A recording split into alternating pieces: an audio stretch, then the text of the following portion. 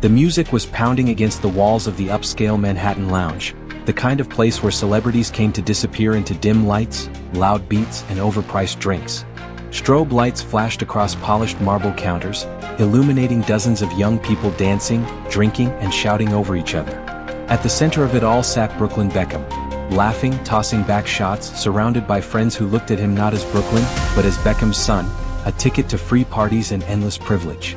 A VIP section had been cordoned off just for him, velvet ropes, bottle service, waitresses in glittering outfits, and a table covered with half-finished cocktails and spilled champagne. Brooklyn lifted his glass high. Another round. "I'm not done yet," he shouted, his voice hoarse, brimming with reckless confidence. Everyone cheered. Phones came out to record him. Someone screamed, "Beckham's boy knows how to party." And the crowd erupted again, the music swelling and the lights flickering like a heartbeat.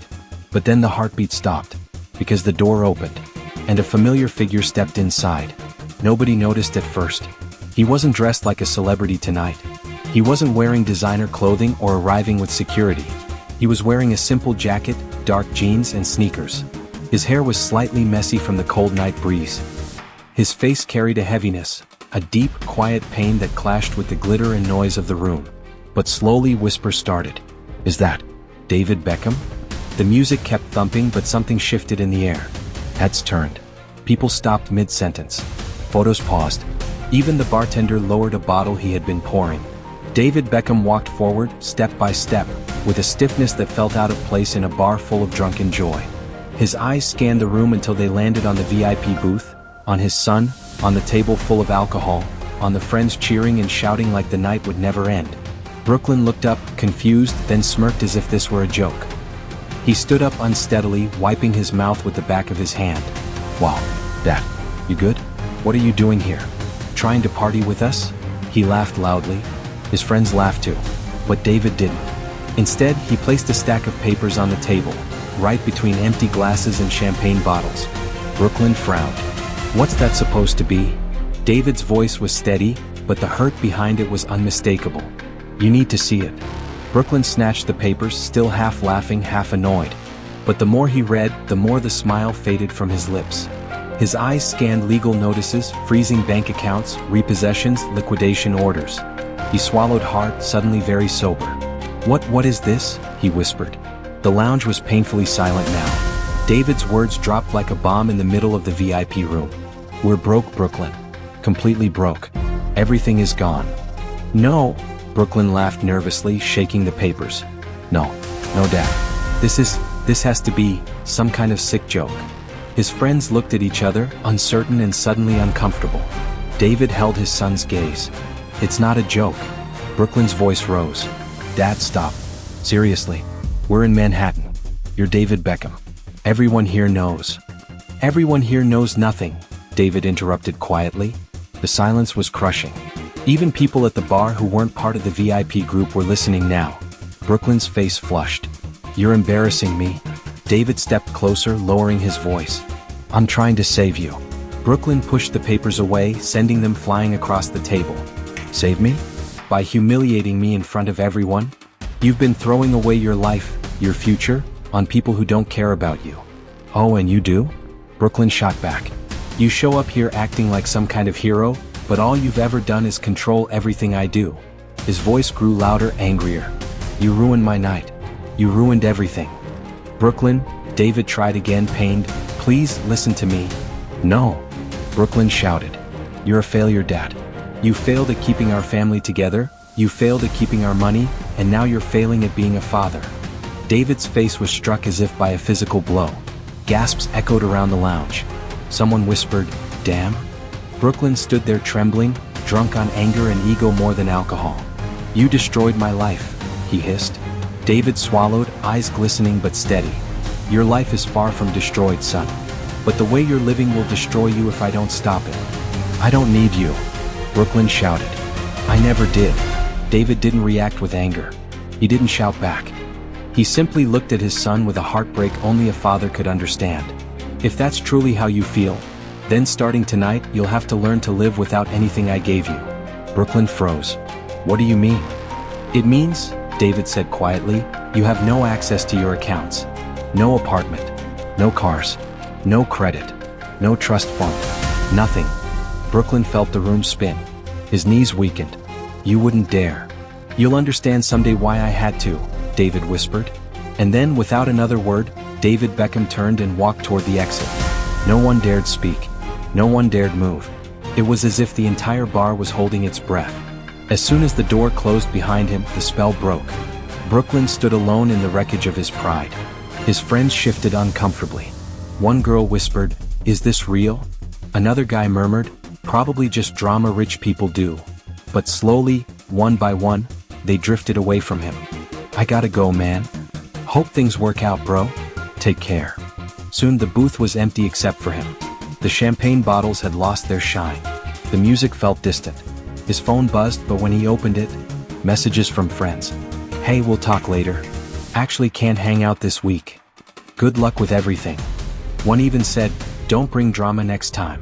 Brooklyn felt his chest tighten. He walked outside into the cold Manhattan night, suddenly aware of how loud the city was when you had no one beside you. He called his bank. Declined. He checked his accounts. Frozen. He tried calling his father. Voicemail. "Dad, call me back. Please?" His voice cracked. He didn't sleep. He wandered the city until dawn. The glamour felt different now. It felt like a lie he had been breathing for years. When morning came, Brooklyn returned to his luxury apartment building. He tried his key card. Access denied. The doorman, avoiding eye contact, said, "Sorry, Mr. Beckham. There's a notice from management. You need to vacate." He felt humiliation burn through him. "You know me. You've seen me grow up." "I'm sorry, sir. Orders are orders." He left with just a backpack, the rest of his belongings locked behind the glass doors. He stood on the sidewalk in New York City with no money, nowhere to go, realizing for the first time in his life that he had no identity without his last name. Hours later, he arrived at the old house in New Jersey, the one his parents kept years before fame built their empire. It was a modest home compared to their mansions. He hesitated before knocking. Victoria Beckham opened the door, wearing simple clothes, looking tired but gentle. "Mom," he whispered. Her eyes filled with worry. "Oh, sweetheart, come in." Inside, the house felt like a memory, quiet, small, real. Brooklyn sat at the table feeling more lost than ever. "Mom, Dad told me we're broke. Is it true?" Victoria looked down. "Your father didn't tell you everything." "What does that mean?" She hesitated. "You need to talk to him." As if summoned by the words, David Beckham entered through the back door. He was wearing a worker's uniform, hands dusty, shoulders tense from carrying loads. Brooklyn was stunned. "Dad? You're working? Like that?" David placed a toolbox down. "It pays the bills. You let Mom live like this? You let me lose everything?" "You didn't lose everything," David replied calmly. "You lost access to something you weren't respecting. You destroyed my life." Brooklyn shouted again, but this time it sounded weaker, wounded. David met his eyes. "No, son. I'm trying to save it." Brooklyn stormed out, slamming the door behind him. The next day he tried finding work. Now that he had no glamour, no status, no privileges, the world looked different. New York was harsh, unforgiving. No one cared who he was. "We're not hiring. You don't have experience. You're Beckham's son? Then why are you here?" The words cut him like knives. He ate cheap food from corner stores, the kind he never noticed before. He waited in lines he once thought were beneath him. Every small hardship felt massive because he had never known struggle. And the worst part, nobody cared. One evening, as he dragged his feet through a nearly empty subway station, he whispered to himself, "Dad did this. He ruined everything." But part of him, a small part, began to wonder if his father was right. He didn't admit it yet, couldn't admit it, but the seed of change had been planted. The chapter closes with Brooklyn standing alone under the buzzing fluorescent lights of a New York train station, holding his backpack tight, staring at the reflection of a boy who had never truly faced life until now. The fall had begun, and he had no idea how much farther he still had to go. Brooklyn woke up to a sound he didn't recognize at first. It wasn't the hum of an expensive air conditioner, or the soft whoosh of city traffic outside a high-rise window. It was the low, persistent rattle of an old heating system kicking on and off, pipes clanging inside the walls like someone knocking from the other side. He opened his eyes slowly. The room was small. The ceiling felt lower, closer. The walls were painted a plain off-white, a little chipped near the corners. Morning light pushed in through a thin curtain that didn't quite cover the window. Dust floated in the beam, golden and unapologetic, showing every little particle in the air. For a moment he forgot where he was. Then it all came back. The bar. The papers. His father's voice. "We're broke, Brooklyn." The locked apartment building. The doorman turning him away. The look on his mother's face when she opened the door of this old house and saw him standing there with nothing but a backpack and a broken ego. He exhaled slowly, rubbing his face with both hands. The mattress under him was thin and a little uneven, sitting on a simple metal frame that creaked when he moved. It wasn't uncomfortable exactly. It was just real. There was nothing luxurious to distract him from his own thoughts. He heard movement in the hallway. Soft footsteps. The faint clink of dishes. The smell of coffee drifted under the door. Brooklyn swung his legs over the side of the bed and sat there for a moment, elbows on his knees, hands hanging between them. His phone lay on the old nightstand. He reached for it. No new messages. The friends who had once texted him nonstop about parties, events, brand launches, influencer collabs, they'd gone almost completely silent. One or two had sent a half-hearted, "Hope you're okay, bro," the day after everything went down. Then nothing. He opened his banking app out of habit. Still frozen. The red notification next to each account mocked him. He stared at it for a while, then locked the screen and set the phone down, face down this time, as if hiding it could hide his reality too. In the kitchen, Victoria was standing at the counter, stirring something in a small pot on the stove. Her hair was tied back casually, a few strands falling loose over her face. The glamour people associated with her on magazine covers and red carpets wasn't there this morning. Instead, there was a softness, a kind of tired tenderness. "Morning," she said when he walked in, turning with a slight smile. "Morning," he muttered, rubbing the back of his neck. On the table sat a loaf of cheap sliced bread, a tub of margarine, and 2 mugs waiting for coffee. He looked at it, then at her. "This is breakfast?" She caught the hesitation in his voice but didn't react with offense. "This is what we can do for now," she said simply. "Sit. Eat." He sank into one of the chairs. The wood creaked softly beneath him. She poured coffee into his mug, not the artisanal, carefully brewed stuff he was used to, just regular supermarket coffee. The smell was strong, almost harsh. He took a sip. It was bitter. Victoria watched him for a moment. "You'll get used to it," she said. "You get used to a lot of things when you have to." He didn't respond. He picked up a slice of bread, spread margarine across it with a dull knife, and bit into it. It wasn't terrible. It just wasn't what he grew up expecting breakfast to be. "Where's Dad?" he asked after a moment. "Already left," she answered, turning back to the stove. He had to be at the job site early. "The job site," Brooklyn repeated, the words tasting strange in his mouth. "So this is real.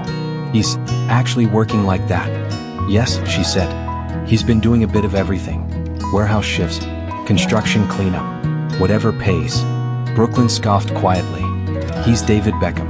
He doesn't have to do that." She turned to face him fully now, leaning back against the counter, hands wrapped around her mug. "You know what he used to say when he was younger?" she asked. "Before all of this, before the fame got so big it swallowed everything?" "What?" "That he never wanted to be the kind of man who forgot what work felt like." She looked at him, really looked at him. "Somewhere along the way we both let you forget it entirely." He frowned. "So this is my punishment? You both playing poor to teach me something?" Her eyes softened, but there was steel in her words. "No, Brooklyn. This isn't a game. This is us finally forcing you to see a side of life we should have shown you long ago." He stared at the table. "I didn't ask for any of this, you know," he muttered. "Neither did we," she said quietly. "But here we are." Silence sat between them for a few seconds. Then she picked up an envelope from the counter and handed it to him. "What's this?" he asked. "Electric bill," she said. "Due in a week." He blinked. "Why are you showing me this?" "Because it doesn't pay itself." He opened the envelope. The number on the paper wasn't huge, not by the standards he was used to. It was probably less than what he used to spend in a single night out. But seeing it now, not as background noise but as something that threatened the actual life around him, made his stomach twist. "This place isn't like the houses you grew up in," she continued. "If we don't pay, the lights go off. The heat goes off. We don't get special treatment because of our last name. Understand?" He didn't answer, but the tightness in his jaw was response enough. She put her mug down and grabbed her coat. "Get dressed," she said. "You're coming with me today." "Where?" "To work." He almost laughed. "You're joking." Her gaze made it clear she wasn't. "Mom, I don't exactly have a resume for whatever it is you're doing." "That's fine," she said. "They don't require a resume to stock shelves." The words landed heavy. He opened his mouth to protest, to say something about how humiliating that sounded, but the look on her face stopped him. It wasn't anger.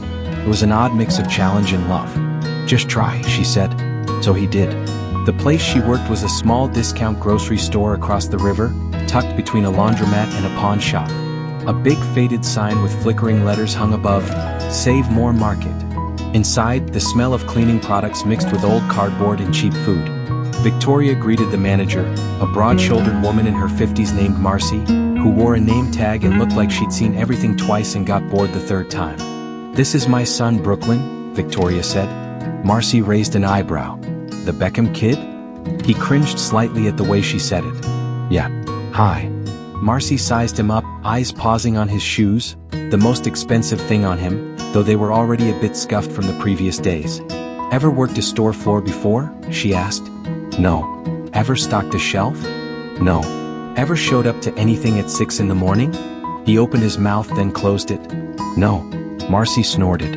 "Well, there's a first time for everything. You want to help your mom? Start with these." She pointed to a pallet stacked with boxes. "Canned soup. Aisle 3. Don't drop them. Don't block the customers. Don't disappear to check your phone every 5 minutes." "I won't," he said a little sharply. "We'll see." He dragged the first box off the pallet and felt the weight immediately pull on muscles he hadn't used like this in a long time, if ever. He carried it down the aisle, trying not to bump into anyone. An elderly woman with a cart stared at him for a few seconds, squinting. "Aren't you that Beckham boy?" she asked. He forced a smile. "Not today." She shrugged and kept walking. By mid-morning, his back hurt, his arms ached, and his feet throbbed. The overhead fluorescent lights were relentless, humming above his head. Every time he thought he could take a short break, Marcy's voice came from somewhere. "Boxes don't walk themselves, sweetheart." Facing kid. Labels out, neat rows. "Drop one more can and I'm docking your imaginary pay." He bit his tongue more than once to keep from snapping back. At noon, he and his mother sat in the cramped break room in the back. There was a table with scratches and coffee stains, a microwave that had seen better days, and a vending machine that hummed loudly. Victoria unwrapped 2 sandwiches she'd brought from home, simple ham and cheese. She handed one to him. "This is our lunch? Unless you want to blow half the day's pay on fast food," she replied. He took it, chewing slowly. Tasted okay. Plain. Honest. He watched her take small bites, shoulders slightly hunched from the long morning. "Do you hate this?" he asked suddenly. She glanced up. "What?" "This," he said, gesturing around. "All of this. Working in some cheap grocery store instead of, being you." She thought about it, then shook her head. "I don't hate work," she said.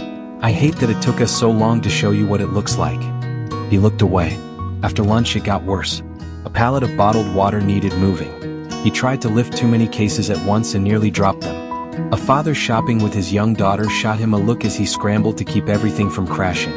"Careful, man," the guy said. "You're gonna break your back." "Too late," Brooklyn muttered under his breath. By the time their shift ended, his shirt was damp with sweat, his hands a little raw from the cardboard, and his mood somewhere between angry and numb. On the way home, they sat in the bus together. No black SUV. No tinted windows.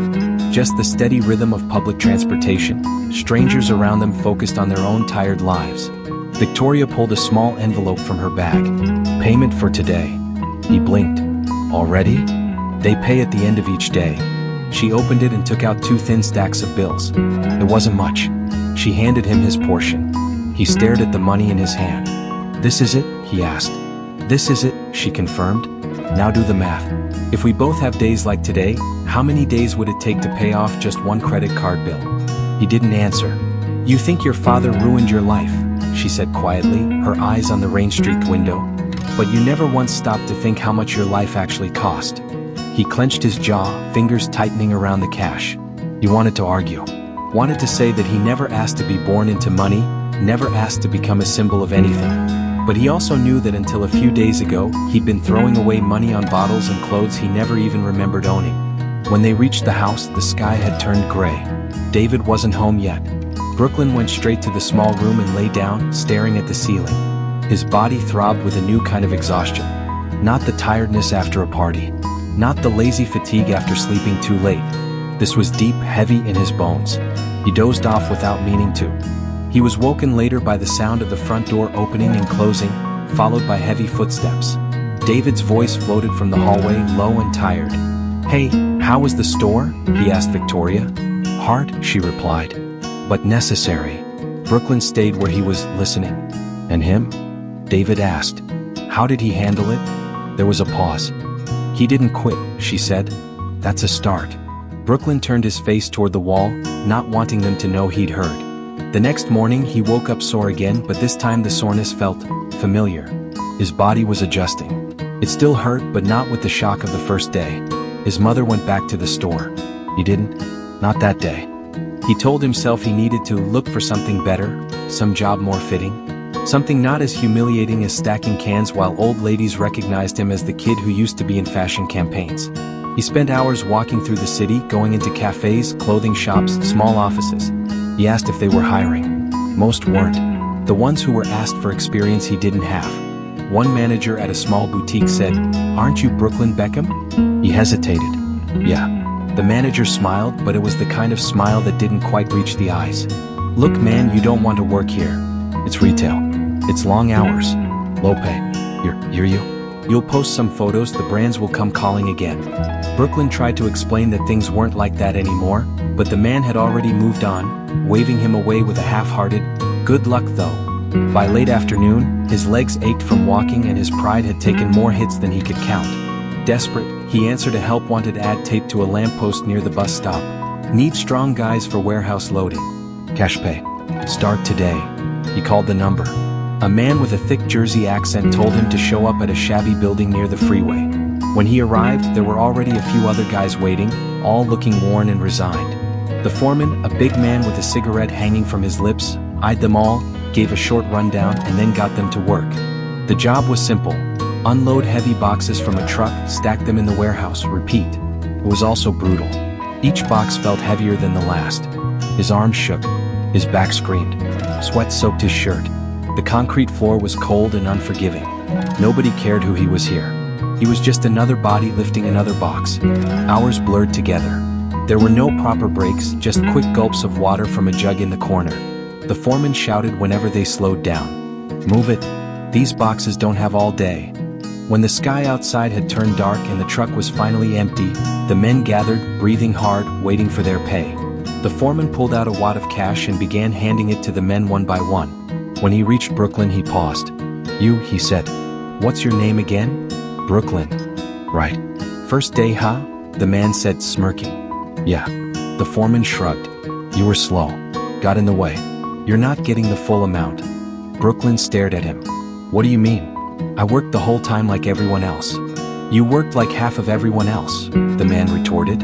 "Be grateful you're getting anything." He shoved a few crumpled bills into Brooklyn's hand, far less than what he'd seen the others receive, and turned away to light another cigarette. Brooklyn's cheeks burned. He wanted to fight, wanted to shout, wanted to say, "Do you know who I am?" But the words died in his throat. Because in that warehouse, covered in dust and sweat, with his back hurting and his pride shattered, he realized something frightening. Nobody cared who he was. Not here. Not without the money. Not without the fame. He walked out into the cold night, the cash feeling pitifully small in his palm. He could still hear the foreman laughing with another worker as the door swung shut behind him. On the way back, he passed a bus stop with a bench and sat down heavily, staring at the few bills in his hand. This amount wouldn't even cover a single bar tab from his old life. Back then, he wouldn't have thought twice about tipping this much just for someone to bring him a drink with a sparkler in it. His throat tightened. "What am I doing?" he thought. "How did I end up here?" The shadow of his father's choices hovered in his mind, colliding with the shadow of his own. He got home late. The house was quiet. Victoria was washing dishes. The television murmured softly in the background, playing some talent show. David was sitting on the couch, leaning forward, elbows on his knees, hands clasped. He looked up when Brooklyn entered. "You're late," David said. "I was working," Brooklyn replied, dropping the few bills on the table as if they were evidence. Victoria dried her hands and came closer, eyebrows lifting slightly. "Where?" "Warehouse," he said simply. "Some guy near the freeway needed help unloading trucks." "How was it?" David asked. "How do you think?" Brooklyn snapped. It was hell. My back feels like it's on fire. And he barely paid me half of what he paid the others. Did you call him out? David asked. And say what? Brooklyn shot back. I'm Brooklyn Beckham, you better pay me fairly? That doesn't work anymore, remember? David held his gaze. You could have told him you worked the same hours and deserved the same pay. You don't need a last name to do that. Brooklyn looked away. He wouldn't have listened. Maybe, David conceded, but you would have stood up for yourself. Brooklyn clenched his jaw. Why does everything have to be a lesson with you? Because life is teaching you whether you like it or not, David said quietly. I'm just trying to make sure you're actually learning. I am learning, Brooklyn snapped. I'm learning what it's like to be humiliated every single day, to be reduced to nothing, to be treated like I don't matter. And whose fault is that? He pointed at his father. David's eyes dimmed, but he didn't flinch. If blaming me helps you get through it, Brooklyn, then blame me. But that doesn't change the fact that you needed to see this side of life. I didn't need any of this. Brooklyn shouted. I was fine. Victoria stepped between them slightly. Enough, she said softly but firmly. Both of you. Brooklyn backed away, chest heaving, eyes burning. You think this is making me grateful? You think this is making me love you more? Because it's not. It's just making me hate all of this. He stormed off to his room, the door slamming shut behind him. Inside he paced like a caged animal. Every muscle in his body hurt. His hand still carried the ghost of the boxes he'd lifted. His mind replayed the foreman's smirk, the underpaid cash in his hand, the electric bill, the store, his father in a work uniform. He dropped onto the bed and stared at the ceiling again, that same cracked paint pattern mocking him. He imagined what his friends were doing right now. Probably in some rooftop bar or a private party in LA or a yacht somewhere warm. Laughing, filming everything for Instagram, clinking glasses and toasting to a life they believed would never end. Had any of them thought about him? Had any of them wondered how he was really doing? Or had he just been a convenient name in their contacts list, a plus one to the glamorous life? A bitter laugh escaped his lips. He grabbed his phone, thumb hovering over some old group chats. Then he put it down again. He knew how the conversation would go. Pity, awkwardness, distance, maybe a half-hearted, hit me when you're back on your feet. They'd keep their own world spinning and his fall would become a story they told in private. Remember when Brooklyn's dad lost everything? Crazy man. He lay there for a long time. At some point in the night, he heard the murmur of his parents' voices down the hall. He couldn't make out the words, but he recognized the tone, worried, low, serious. He rolled onto his side and stared at the wall. He told himself he still hated his father for doing this to him. But the hatred was starting to fray at the edges, worn thin by exhaustion and something else he didn't want to name yet. A tiny, unwelcome thought kept pushing its way into his mind. What if I really was becoming the kind of person he was afraid I'd be? He shook it away, refusing to let it settle. Tomorrow, he promised himself, things would be different. He'd find a job that paid better. He'd prove that he could survive this. That he could climb back up without his father's help.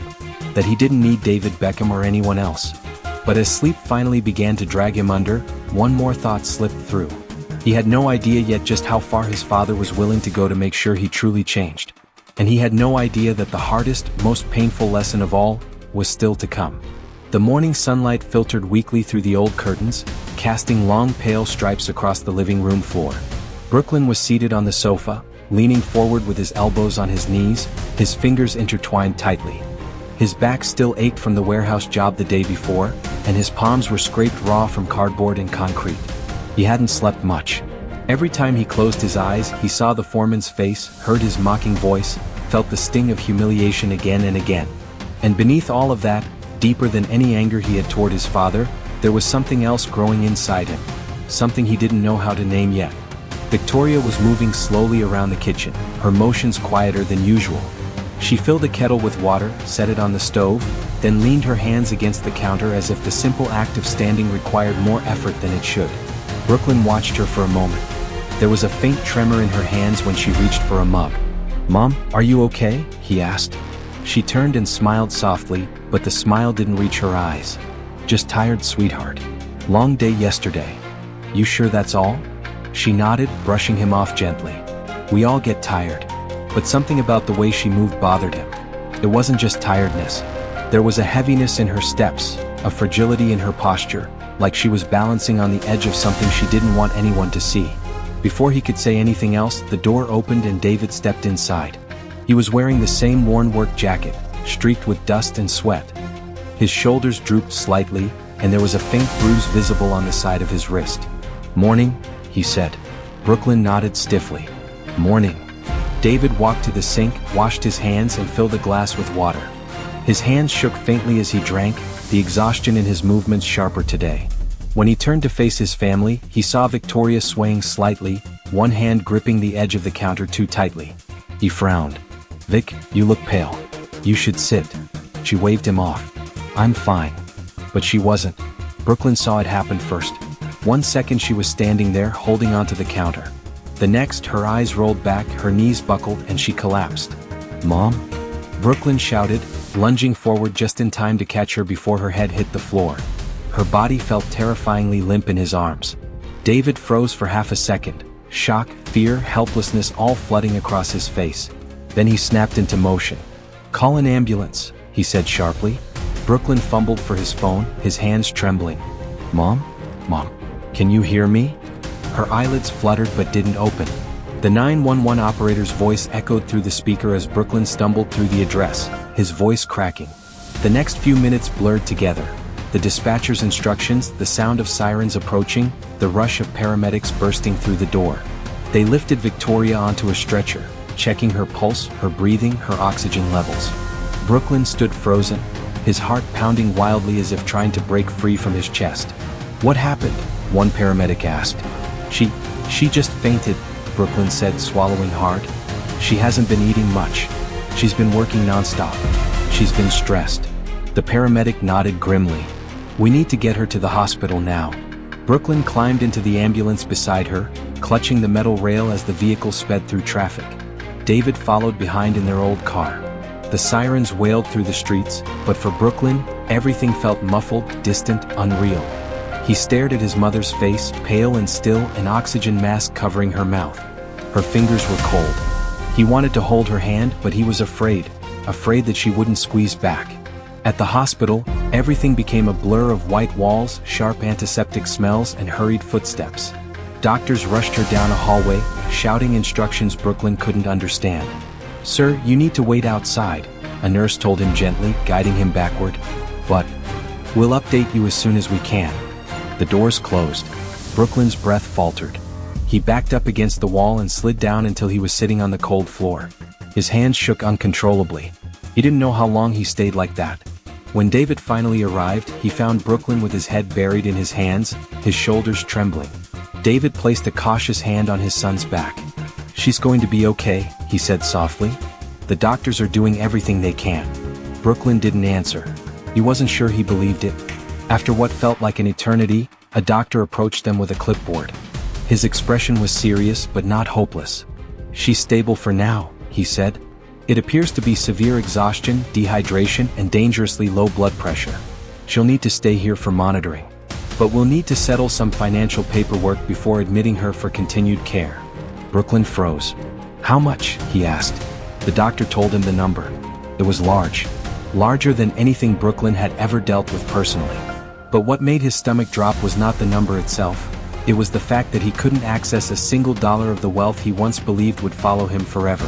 We can work out a payment plan, right?" he said weakly. The doctor shook his head.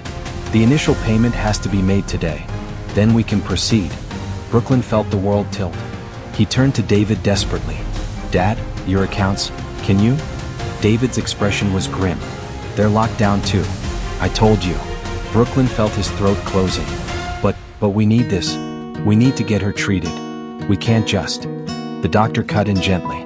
"You can speak to the billing department. But please do it quickly. She needs monitoring."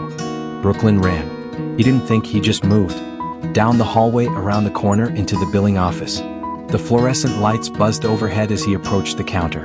"Please," he said breathlessly. "My mom, she needs care. Can we delay the payment? Can we set up something temporary? Anything?" The woman behind the desk gave him a sympathetic look, but the answer was already written in her eyes. "I'm sorry. Without the initial deposit, we can't proceed with long-term admission." "I don't have it," he whispered, his voice cracking. "I don't have that kind of money anymore. There must be someone who can help." A friend, a relative? No, he said, shaking his head violently. No one. He thought of his old friends. The ones who drank with him, laughed with him, posted pictures with him for clout. He imagined texting them right now. They wouldn't come. Not for this.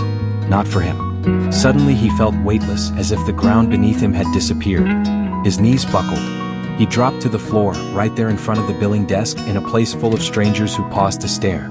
He didn't care. Tears blurred his vision. He felt his chest heave uncontrollably. Please, he choked. Please don't stop treating her. Please. I'll do anything. I'll work. I'll pay. I just need time. Please. She's my mom. Please. A nurse approached, kneeling beside him. No one wants to stop her treatment, she said softly. But we have rules. Try to stay calm. Try to. But Brooklyn couldn't calm down. The weight of every mistake he had ever made crashed down on him. This wasn't a punishment anymore. This wasn't about pride or money or fame. This was life or death. And for the first time, Brooklyn realized how terrifying it was to be powerless. While he struggled to breathe through his panic, the door to the hallway opened and David hurried in, his chest rising and falling with exertion. I came as fast as I could, he said, dropping to one knee beside his son. Is she okay? What did they say? Brooklyn couldn't answer. He just looked at his father with tear-filled eyes. They won't treat her, Brooklyn finally whispered, his voice broken. Not without money. And we don't have any. For a moment, David's face remained still. No shock, no surprise, only a deep, heartbreaking sadness. Then he stood. Stay here, he said. I'll handle it. Brooklyn looked up, confused. What do you mean? You can't handle it. We're broke. You said, we have nothing left. David didn't respond. He reached into his jacket pocket and pulled out a small, worn box. The kind that looked older than he was. The kind that held memories instead of objects. Brooklyn watched as David walked toward the billing desk. The woman behind the counter looked up. Can I help you, sir? Yes, he said calmly, opening the box. Inside was a watch, a beautiful classic timepiece, its metal worn smooth from years of use. But that wasn't why Brooklyn gasped when he saw it. It was the watch. The one David Beckham had been gifted on the day he retired from professional football. The one he kept in a glass case for years. The one he said he would pass on to his children someday. What are you doing? Brooklyn whispered, his heart stopping. David slid the watch across the desk. I'd like to sell this, he said quietly. Please tell me how much it's worth toward my wife's treatment. A long silence filled the room. The billing clerk stared at the watch in disbelief. Sir, this is worth a great deal. Are you sure? Yes, David said. I am. The woman nodded slowly. Let me call someone who handles high-value items. We can expedite this. Brooklyn rose to his feet, his body shaking. He walked toward his father, every step heavy, every breath unsteady. When he reached him, he grabbed his arm. Dad, no, you can't. That's your... My wife's life is worth more, David said simply. But that watch, it means everything to you.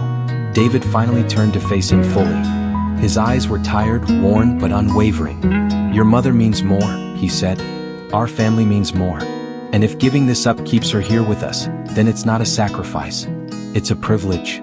Something cracked inside Brooklyn, deeper than before, deeper than anger, deeper than humiliation. He felt the crack split wide open. And everything that had been festering inside him, blame, resentment, bitterness, defensiveness, came pouring out in the form of sobs he couldn't stop. I'm sorry, he whispered, his voice trembling violently. Dad, I'm so sorry. David placed a steady hand on his son's shoulder. This isn't your fault, he said gently. But Brooklyn knew part of it was.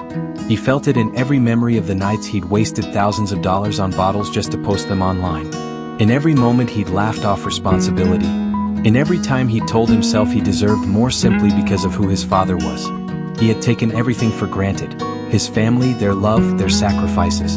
And now, as he watched his father hand over the most meaningful object he owned just to keep their family together, Brooklyn felt his heart shatter into something new. Something painful but necessary. Humility. Hours later, after the deposit was processed, doctors admitted Victoria into a private observation room. She lay resting, pale but stable, tubes connected to her arms, an oxygen monitor clipped to her finger. Brooklyn sat beside her, holding her hand gently, afraid to squeeze too hard. David sat on the other side, his body slumped in exhaustion, his eyes fixed on her face. Brooklyn looked at him. For the first time in a long time, he saw his father not as the global icon the world admired, but as a man who carried burdens silently, a man who loved deeply, a man who would give up anything, to save the people he cared about. Brooklyn swallowed hard. "Dad," he said quietly. David turned to him. "Thank you," Brooklyn whispered. David nodded once. No need for more words. That night, Brooklyn refused to leave the hospital. He sat in the chair next to his mother's bed until his eyes grew heavy. The room was lit by a single soft lamp, casting a warm glow over the quiet machines keeping steady watch. He didn't think about clubs, or cars, or clothes, or followers, or status. He thought about his mother's breathing, his father's sacrifice, and the terrifying closeness of losing everything that truly mattered. In that quiet, sterile room, surrounded by beeping monitors and the faint scent of disinfectant, something inside Brooklyn finally began to change. Not because of punishment, not because of humiliation, but because for the first time he understood what love looked like when it was stripped of all glamour. Love was a father selling the most important thing he owned. Love was a mother working herself to exhaustion. Love was sacrifice. And Brooklyn Beckham, for the first time in his life, wanted to be worthy of it. Not someday. Not eventually. No. He leaned back in the chair, closed his eyes, and let the weight of that realization settle into him. Heavy, painful, and absolutely necessary. The boy who entered that bar in Manhattan was gone. In his place was someone new. Someone raw, someone breaking open, someone beginning the long process of becoming a man. And he had no idea that the truth behind everything, every sacrifice, every struggle, every heartbreaking moment, was only one chapter away. The morning started quietly, almost too quietly for a day that would change everything. A pale winter light crept into the small New Jersey house, slipping through the thin curtains and falling across the worn living room rug. The heater rattled in the corner, trying its best to push back the chill. Outside, cars passed now and then, tires hissing on damp pavement, but inside the house there was a softness, a kind of held breath. Brooklyn woke up before his alarm. He blinked at the ceiling for a few seconds, listening to the familiar sounds of the old place. The pipes ticking, the heater humming, the faint clink of something in the kitchen. His body was tired, but it was a different kind of tired than the one that had followed him for weeks. The exhaustion of aimlessness had been replaced with something else, a kind of quiet determination. He sat up, rubbing his face.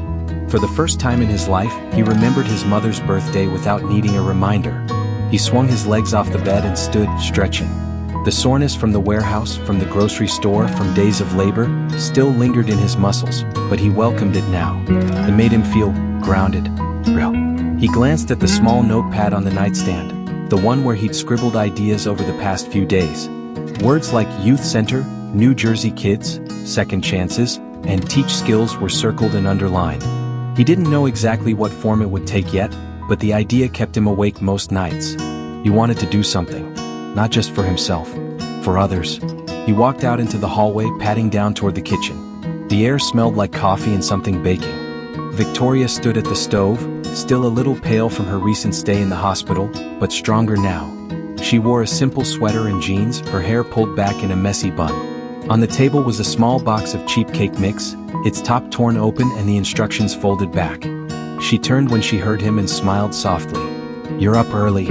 "Couldn't sleep," he said. He walked over and kissed her cheek. "Happy birthday, Mom." Her eyes shone just a little. "You remembered." "Of course I remembered," he said. "Kind of hard to forget, considering." He glanced around. "Where's Dad?" "He left early," she said, turning back to the oven. "Said he had to take care of a few things." Brooklyn frowned. "Is he working today? On your birthday?" She shrugged. "Your father never really believed in days off." He leaned against the counter, watching her scrape batter out of a bowl into a small baking pan. It wasn't the kind of elaborate dessert they used to have at lavish family parties.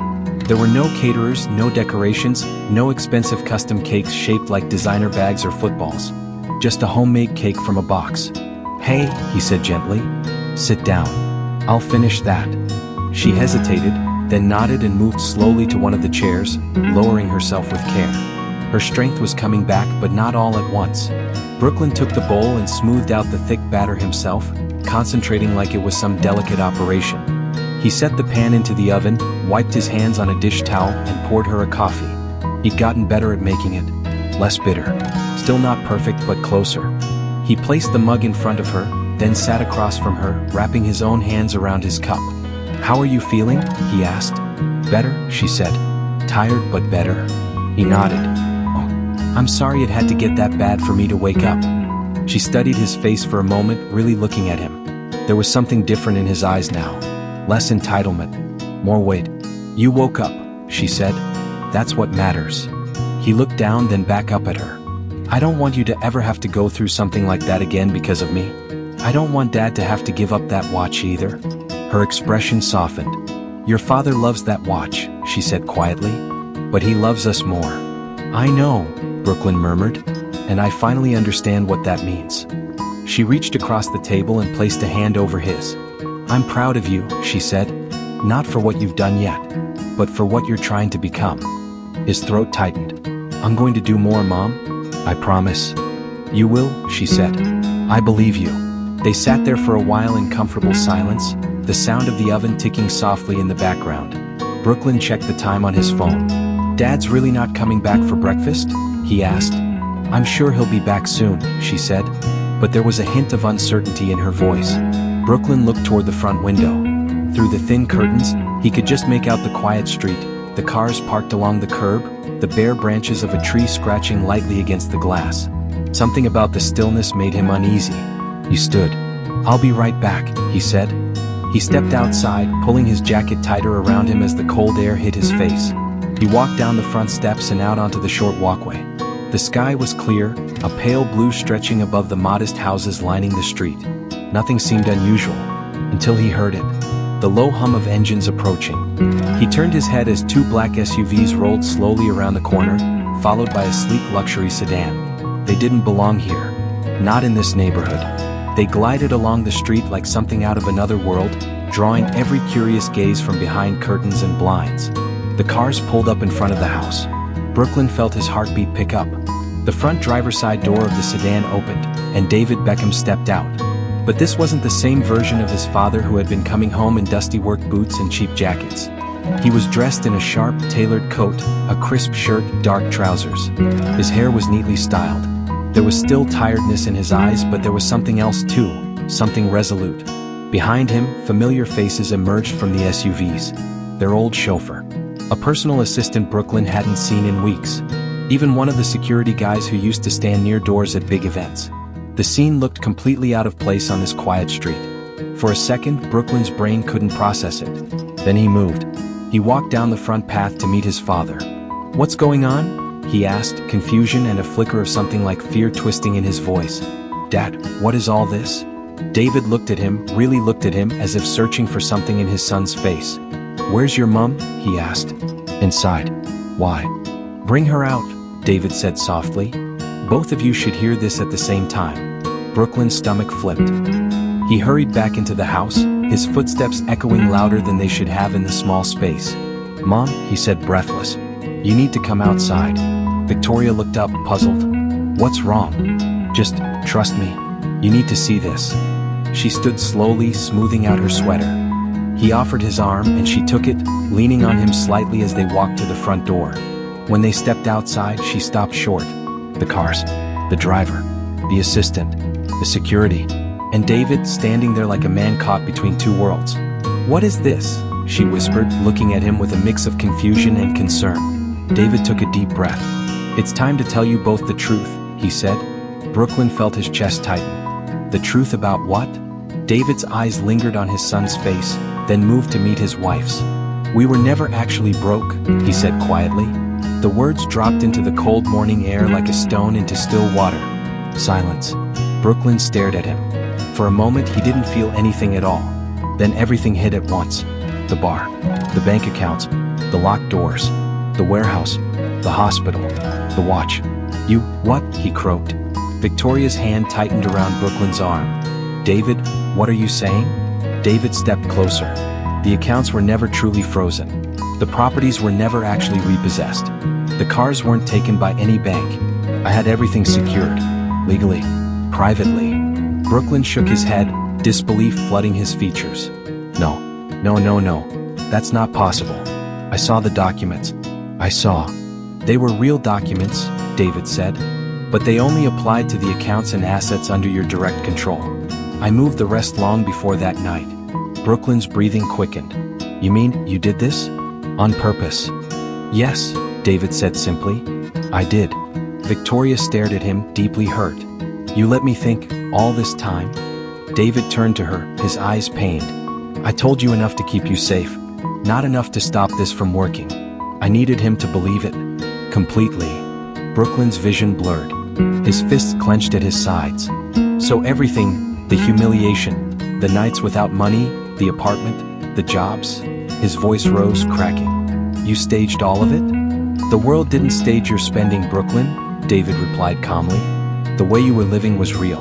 The way you were burning through opportunity, burning through respect, burning through yourself, that was real. I could have kept covering it, paying for it, pretending it wasn't happening. But I would have been watching my son slowly destroy himself. Brooklyn shook his head in anger and hurt. You played with my life. I saved it, David said, his voice steady but weighted. Or at least I tried to. Victoria's voice was trembling. David, do you have any idea what it felt like to think we'd lost everything? To think there was nothing left? I knew it would hurt, David said. I knew it would be hard.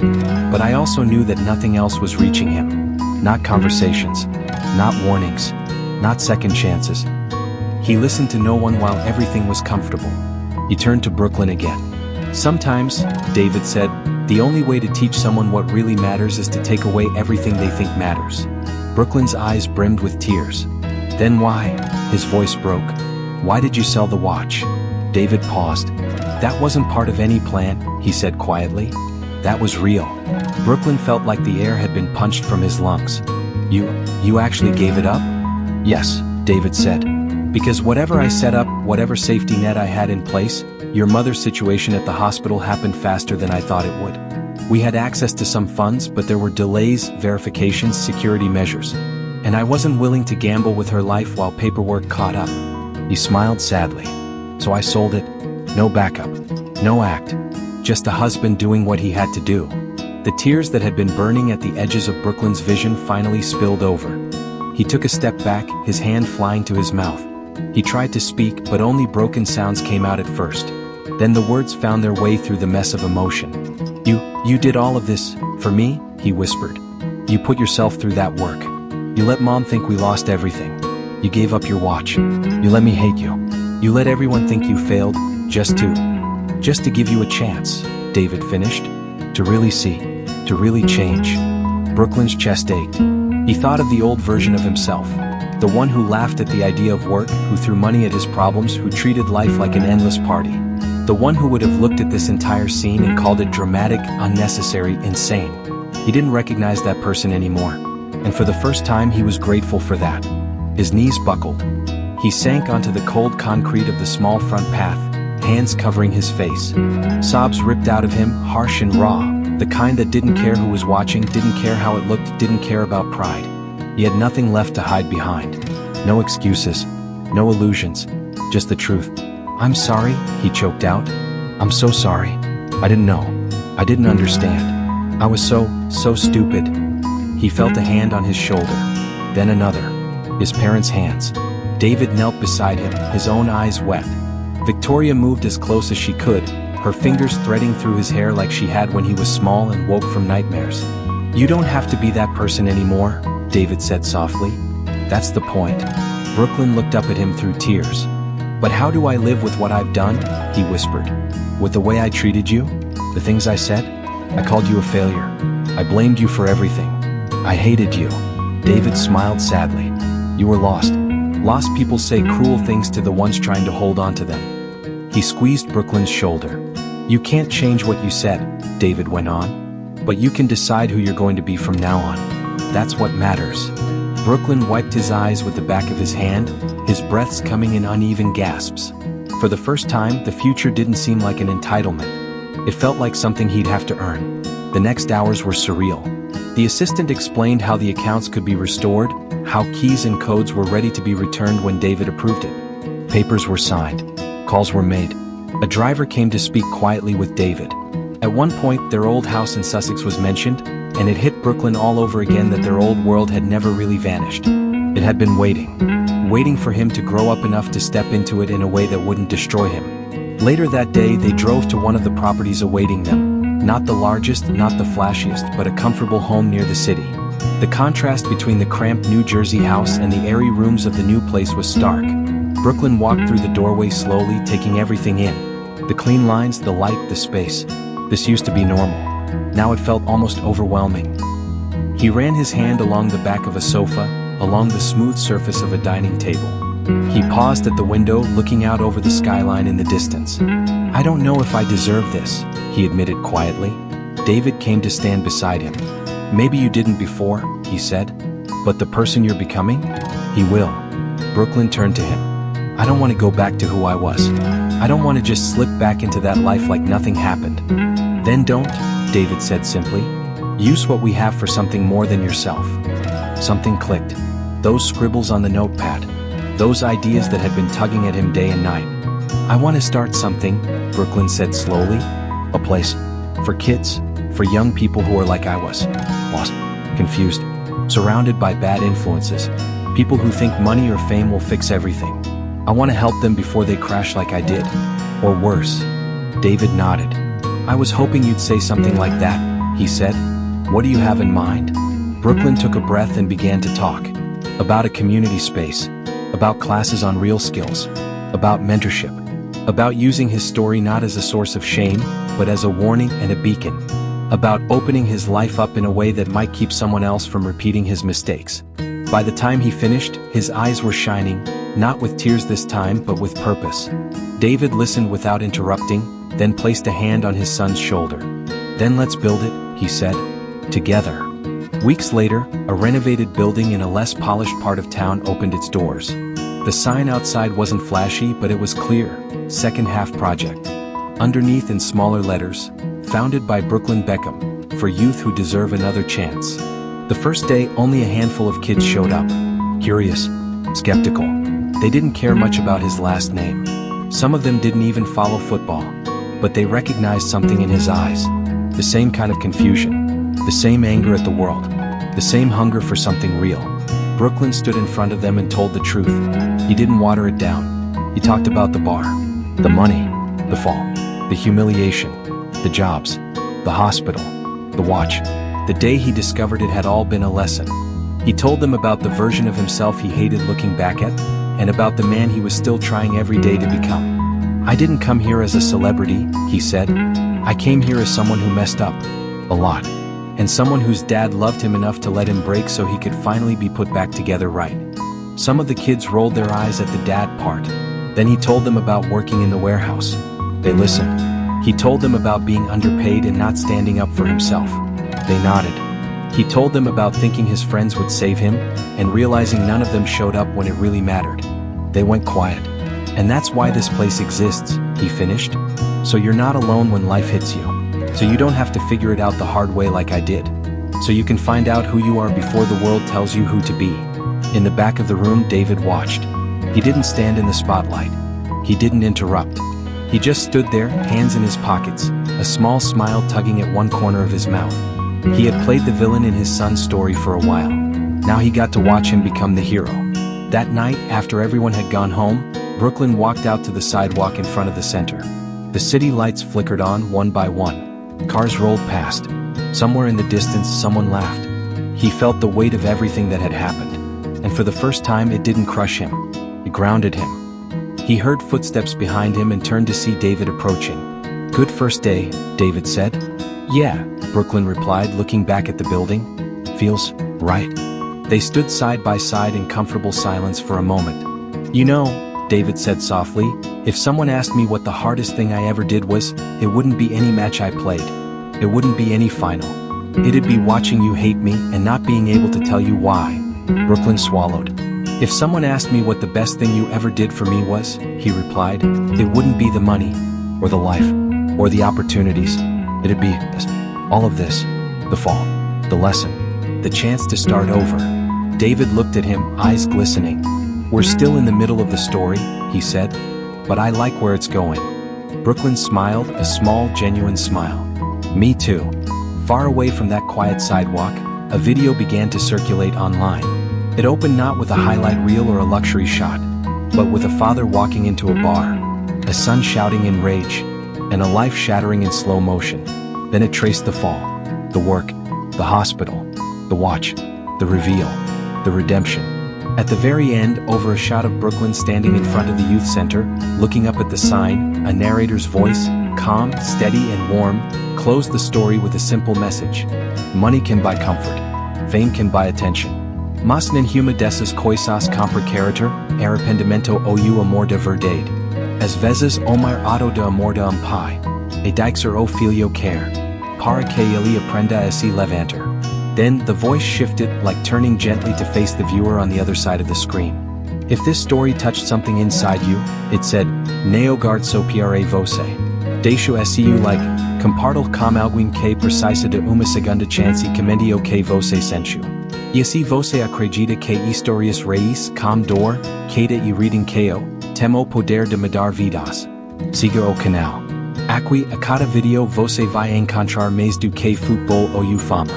Vai encontrar histórias de humanidade, de família, de héroe e perdeu, como os rostos mais conhecidos do mundo, e os licos que quase ninguém conhece. The video ended. But for anyone who watched it all the way through, the story didn't. Because somewhere, in some house in algum quarto apertado, someone sat a little mais quieto, palco mais pensativo, perguntando a si mesmo. ESU também de tiver uma segunda chance? And that, in the end, was the real goal. Not just to tell a story about David Beckham and his son, but to remind the world that sometimes, the bravest thing a person can do is start over.